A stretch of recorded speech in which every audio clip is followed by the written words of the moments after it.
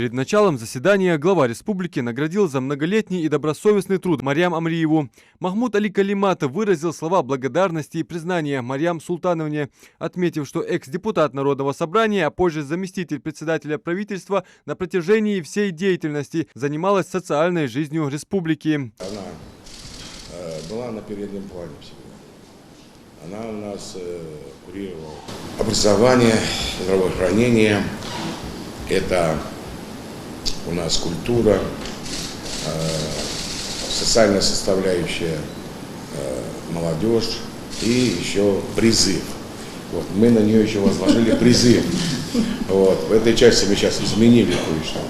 Потому что, и вы знаете, где бы ни была и куда бы ни была направлена, как вице-премьер Марьям Султановна, она достоинством проводила то мероприятие, где бы она не участвовала. Или в них участвовала. Поэтому я расскажу. Спасибо огромное. Если позволите вас. Да. Уважаемый Махмуд Али Максимович, уважаемый Владимир Ильич, уважаемые коллеги, на самом деле, когда меня Махмуд Али Максимович пригласил, я была и удивлена, но восприняла это как огромное доверие. Никогда об этом не забывала и не забуду, потому что это действительно было доверие. Поэтому, если я его оправдала, я считаю, что я могу гордиться. И хотелось бы мне огромное спасибо сказать вам всем, уважаемые коллеги, за совместную работу. И адресно, если говорить, своим помощникам, потому что на самом деле, если бы не они, я бы точно не справилась бы. Махмуд Али Калиматов затронул несколько социально значимых объектов, а точнее результат недобросовестных подрядчиков, школы, детские сады и как отдельный пример детский оздоровительный лагерь Эрзи. Выезжал я на детский лагерь, сиди, Эрзи. Вот я к чему говорю, стройки. Ну это же просто надо нарочно строить для детей такие здания, сооружения. Нарочно не построишь. Футтерин сидишь, бирыш должен, метоги хацу, как это строить? Понимаете, сколько, 8-9 лет им? 10? Сколько им? Сколько? 16. Ввели 16. Ну я понял, но новый корпус-то же был. Без слез не взглянешь.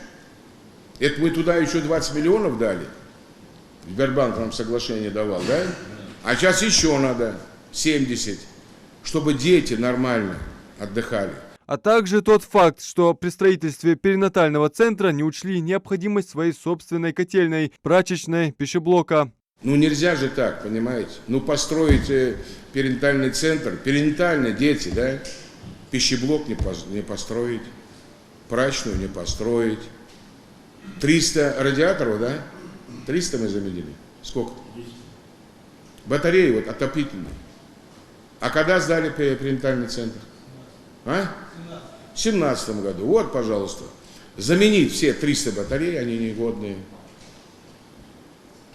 А сейчас котельные из старых тяп-ляп делали и понаставили, что в РКБ у нас стоит. Пришел человек и говорит, котел не ваш. Это мой личный котел. В больнице стоит. Махмуд Али Калиматов отметил, недобросовестных строителей не останавливает даже тот факт, что объекты строятся для детей. Глава региона поручил заместителю председателя правительства Тимуру Фаттахову контролировать ход работ и качество строящихся социально значимых объектов. Знаете, что те недостатки, которые у нас оказались в перинатальном центре, и сейчас еще аукается нам, то же самое онкоцентр, где очистных нет, то же самое диспансер туберкулезный. То есть все эти недостатки, все больницы, знаете, каждое здание, сооружение, любое, которое социальное, не социальное, оно должно быть, я вам сказал, недостаток, хороший объект не сдадите. Поэтому никаких там прохождений вот этих вот дельцов. Вкладываться несколько раз в один и тот же объект не позволяет бюджет республики. К тому же у региона соглашение с Минфином России в части мер бюджетного принуждения. У нас осталось 780 миллионов из миллиардов. Мы сумели экономить, мы сумели умножать устранять недостатки в бюджете. И если мы в первом квартале, надеюсь, да, мы специально правительство обговаривали, в первом квартале, если мы уйдем от мер бюджетного принуждения, поймите, что тогда мы можем те деньги, которые мы зарабатываем уже. Почему у нас зарплата самая маленькая? Потому что мы не имеем права, ввиду соглашения с Минфином, повышать даже вот сидящим здесь зарплату. Меры бюджетного принуждения нам не позволяют этого делать. Мы бы могли бы многие вещи. И вот задолженность в больницах, школах, даже на счету есть деньги, но мы не имеем права оплачивать долги там 15, 17, 19 год. Не имеем права, даже если есть деньги. Что за собой под последующим влечет? Арест счетов.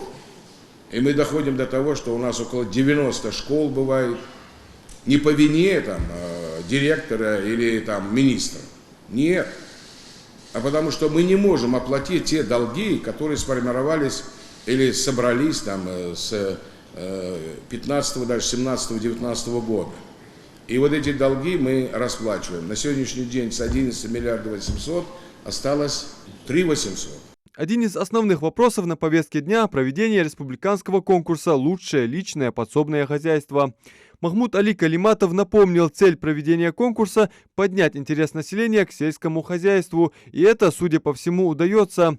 Учитывая, что в 2021 году на участие в конкурсе было заявлено чуть более 100 человек, а в текущем году около 300. Заслушали доклад и о ходе реализации в республике указа президента России о национальных целях и стратегических задачах развития страны на период до 2024 года. Из предусмотренного объема средств на текущий год бюджетные обязательства мы приняли по 9 миллиардам 951 миллион, 98%. Объем средств, подлежащих контрактации, 249 миллионов. Кассовое исполнение на сегодняшнюю дату 4 миллиарда 175 миллионов. Это 41% из всего объема средств на 2022 год.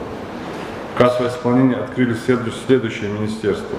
Минстрой 2 миллиарда 619 миллионов, 34%. Минтруд 514 миллионов, 70%. Минприроды 357 миллионов, 51%. Минавтодор 422 миллиона, 100%. Минсельхоз 135 миллионов, 63%. Одним из самых актуальных на сегодняшний день в республике остается вопрос водоснабжения. Так, говоря о ситуации в целом, Умар Султыгов подробно рассказал о проделанной работе в ряде населенных пунктов. Это расконсервация 2 скважин в Сунже, каждая из которых прибавит по 600 кубов воды в сутки, а также мероприятия по модернизации самого крупного в регионе Кантышевского водозабора. Кроме того, налаживается водоснабжение сразу в 2 сельских поселениях – Вознесенское и Южное. По указанию главы Ингушетии начаты работы по установке 4 резервуаров и прокладке водопроводов 4 километра. Тут есть тоже нюанс, который мы уже отработали, и вот после завершения вот эти мероприятия планируем завершить через 1,5-2 месяца. Подготовка к новому учебному году ведется за счет республиканского бюджета. Во всех образовательных учреждениях проведены косметические ремонтные работы. Об этом рассказала зампред правительства и министр образования Ингушетии Эсет Бокова. Так, к примеру, в 112 из 135 школах республики есть медицинские кабинеты, укомплектованные медоборудованием и медикаментами. 1 сентября во всех образовательных учреждениях республики будут проведены торжественные линейки «День знаний» с 10 до 11 часов с соблюдением санитарно-эпидемиологических требований. В текущем году в рамках федерального проекта патриотического воспитания граждан Российской Федерации республика получила субсидию в размере 6 411 000 для оснащения образовательных учреждений символикой. То есть 100% 1 сентября наших школ будут оснащены государственной символикой России. Также 1 сентября пройдет с торжественного поднятия флага под гимн России. В школах пройдут уроки мужества 1 сентября, посвященные нашим военнослужащим, погибшим на Украине.